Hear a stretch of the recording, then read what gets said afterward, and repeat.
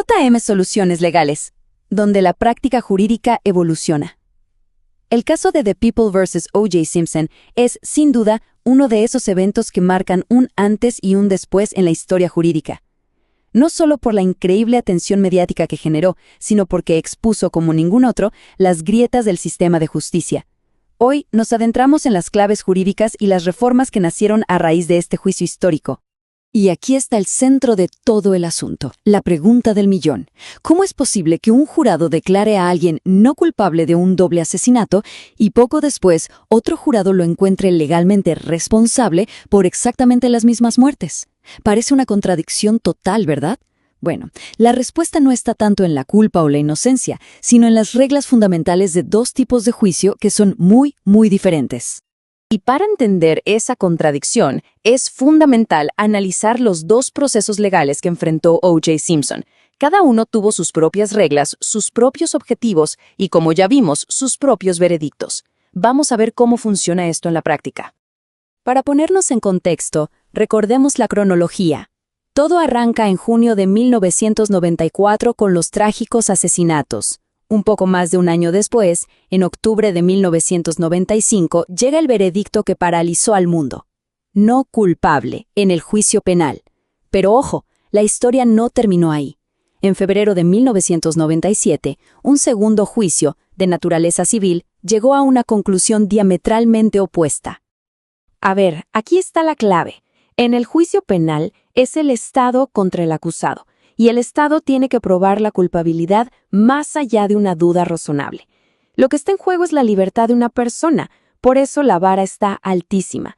Es el estándar de prueba más exigente que existe, diseñado para proteger a los inocentes. Pero, ¿qué significa esto en la práctica? Significa que la Fiscalía tiene que construir un caso tan sólido que no deje espacio para ninguna otra explicación lógica de los hechos. No es suficiente con pensar que el acusado probablemente lo hizo. El jurado tiene que estar convencido a un nivel de certeza casi absoluto. Si existe una sola duda que tenga una base lógica, por pequeña que sea, la ley exige un veredicto de no culpable. Ahora, pasemos al otro lado de la moneda, el juicio civil. Aquí las reglas del juego son completamente distintas. El estándar de prueba baja drásticamente a lo que se conoce como preponderancia de la evidencia. Básicamente, el jurado solo tenía que decidir si era más probable que no que Simpson fuera responsable. Con un 51% de certeza es suficiente.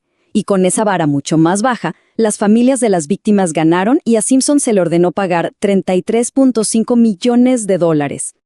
Y esto nos lleva directamente a la segunda gran clave para entender el resultado del juicio penal. La batalla legal no fue realmente de la ciencia contra la defensa, sino del sistema contra la defensa. El equipo de Simpson no dijo que el ADN mentía. Lo que argumentaron fue que las personas que recolectaron y manejaron esas pruebas eran incompetentes o, peor aún, corruptas. Y es que, hay que decirlo, la Fiscalía se sentía muy segura. Presentaron 108 pruebas de ADN, 108, incluyendo 61 gotas de sangre que parecían dibujar un mapa directo desde la escena del crimen hasta O.J. Simpson. A simple vista, parecía una montaña de evidencia científica imposible de rebatir. Pero frente a esta avalancha de evidencia, el famoso Dream Team de la defensa aplicó una estrategia legal brillante. En lugar de pelear contra la ciencia del ADN, que era prácticamente irrefutable, decidieron atacar la credibilidad de cada persona que tocó esa evidencia. El foco pasó de las pruebas a las personas que manejaron las pruebas. Su argumento se sostuvo sobre 3 palabras que repitieron como un mantra: comprometida, contaminada y corrompida. Demostraron que una muestra de sangre de Simpson se había manipulado con descuido en el laboratorio, que la evidencia de ADN se guardó en bolsas de plástico dentro de una camioneta bajo el sol de California. Con cada error que sacaban a la luz, sembraban una nueva semilla de duda. Y para que la idea quedara perfectamente clara, uno de los expertos de la defensa, el Dr. Henry Lee, usó una analogía que fue, sinceramente, demoledora. Le preguntó al jurado: si encuentran una cucaracha en un plato de espaguetis, ¿revisan el resto del plato a ver si hay más o simplemente tiran todo? Con esa imagen tan potente, sugirió que si una sola prueba estaba contaminada, toda la evidencia de la Fiscalía quedaba en entredicho. Pero el golpe de gracia de la defensa no fue contra una técnica de laboratorio, sino contra una persona. El detective Mark Foreman, quien encontró una de las pruebas más importantes del caso. Su credibilidad, o más bien la falta de ella, se convirtió en el verdadero epicentro del juicio. Estando bajo juramento, Foreman negó haber usado un insulto racial específico en los últimos 10 años. Pero la defensa desenterró unas cintas de audio donde no solo usaba ese insulto docenas de veces, sino que además se jactaba de plantar pruebas y de maltratar sospechosos. Su perjurio quedó expuesto ante todo el mundo. Esto destruyó su testimonio y le dio a la defensa el argumento perfecto. Un policía racista que miente bajo juramento es perfectamente capaz de plantar evidencia para incriminar a un hombre afroamericano. El veredicto de no culpable causó un verdadero terremoto social, pero su legado más profundo va mucho más allá de este caso en particular. El juicio expuso fallas tan graves en el sistema que obligó a realizar reformas importantísimas que siguen vigentes hoy en día. Este cuadro lo resume muy bien.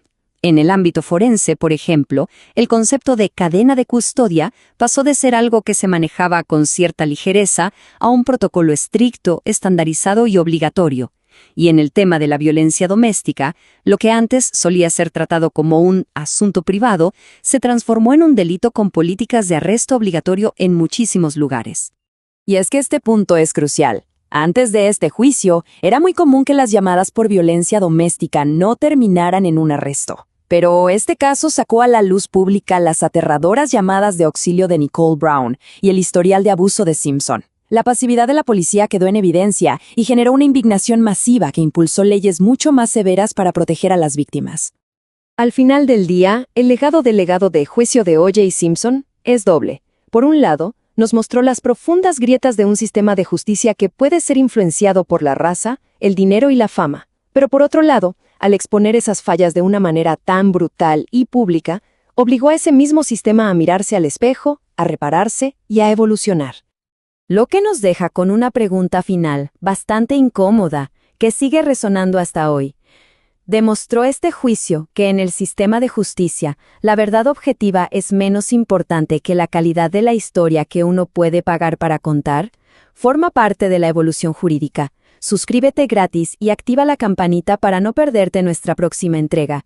Tu like y tu apoyo compartiendo este contenido nos permiten seguir difundiendo doctrina y práctica legal de alta calidad. JM Soluciones Legales.